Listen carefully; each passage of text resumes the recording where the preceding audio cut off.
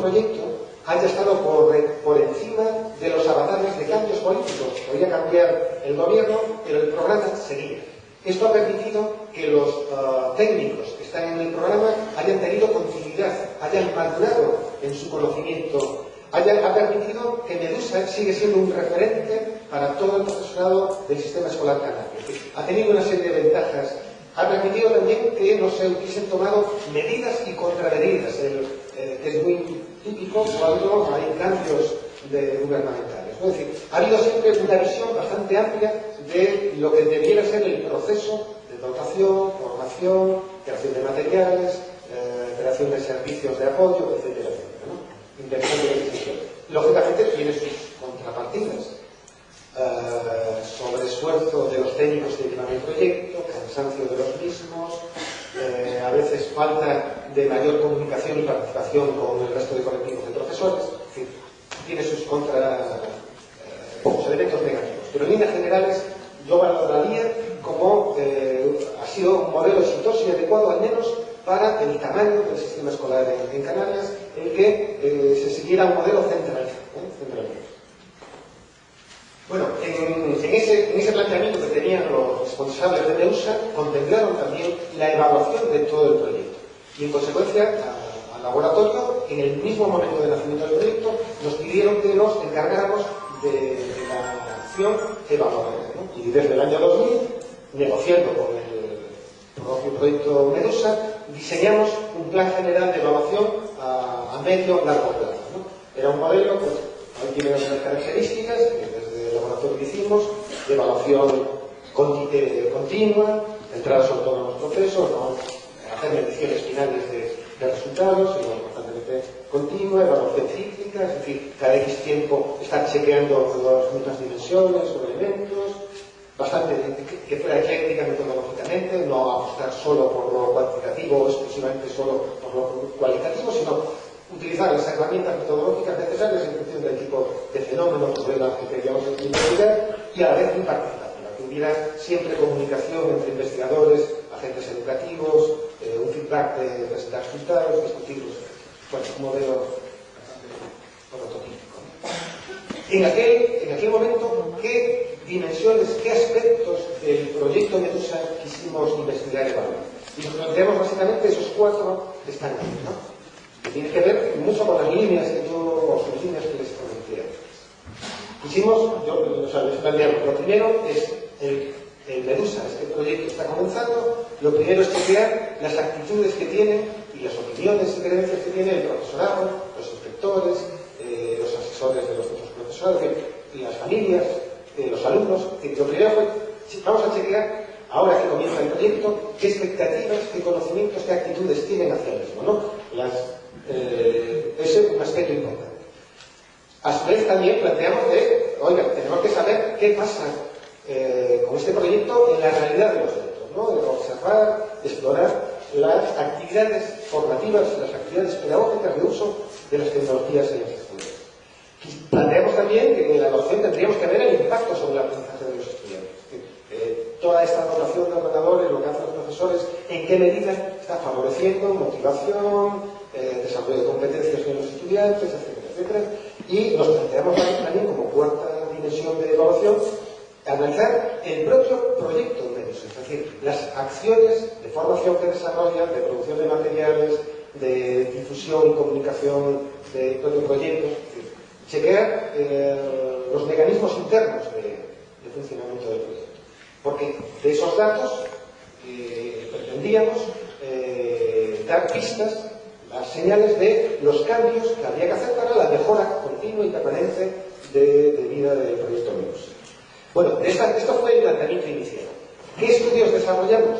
Pues únicamente pudimos focalizarnos, como digo, en la exploración de las perspectivas de los agentes educativos y en las estrategias internas del proyecto. Lógicamente, el que nos hayamos focalizado solo en esos 2 ámbitos no dependía del equipo investigador, dependía de quienes nos contrataron, es decir, de los políticos y de los responsables del propio equipo Medusa. Era evaluación al servicio de agentes, en este caso externos, y no eran decisiones internas del equipo. Bueno, estuvimos trabajando durante 4 años, entre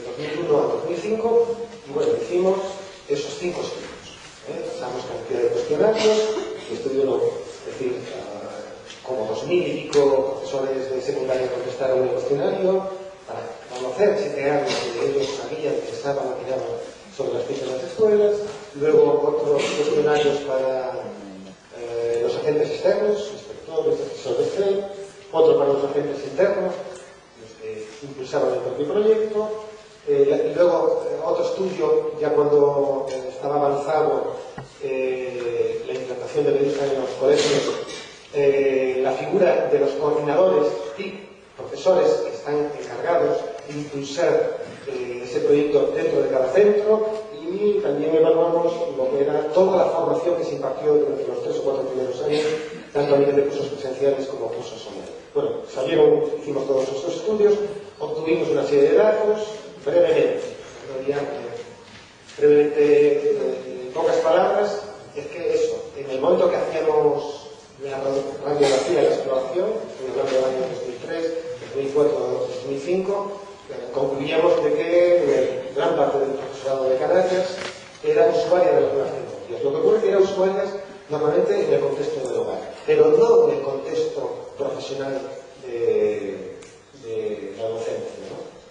Por tanto, a efectos de formación no había que invertir demasiado en lo que sería una formación informática, de las competencias instrumentales de uso de ordenadores. Eso ya lo tenían adquirido, sea, y había que focalizarse más en formación de uso pedagógico de las tecnologías, ¿no? No había diferencias por sexo, que decía lo mismo maestros, maestras, ni lógicamente por zonas.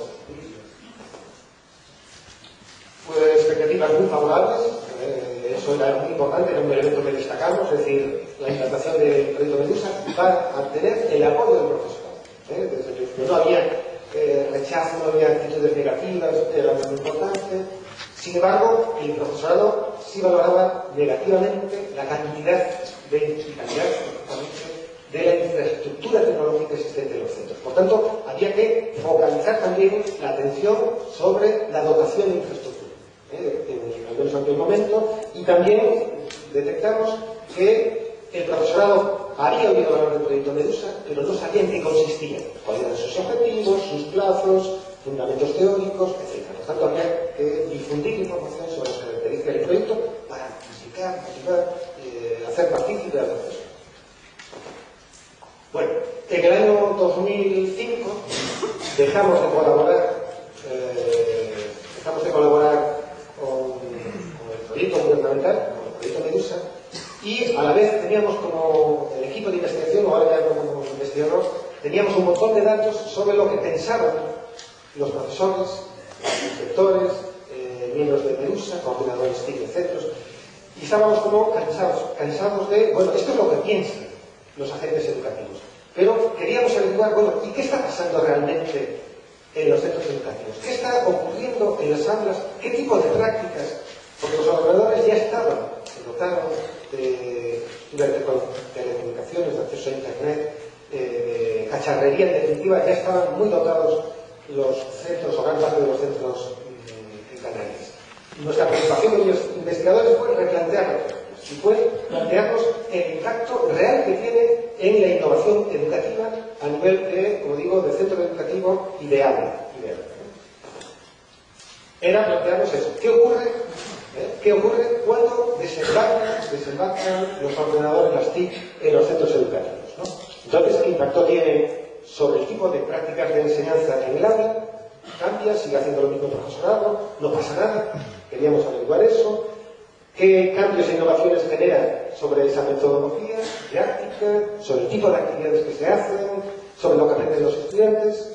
Y a la vez indagar o explorar, bueno, ¿y cuáles son los factores que afectan a que se produzcan este tipo de cambios o estos otros, ¿no? Eran preguntas, como ven, ya no intentando explorar lo que piensa y opina los agentes educativos, sino fundamentalmente lo que hacen los agentes educativos en su práctica profesional. Bueno, para ello, pues nos presentamos a distintas convocatorias de investigación, obtuvimos 2, una de ellas fue de la propia Dirección del Gobierno, Dirección General de Universidades e Investigación del Gobierno de Canarias, y sobre todo,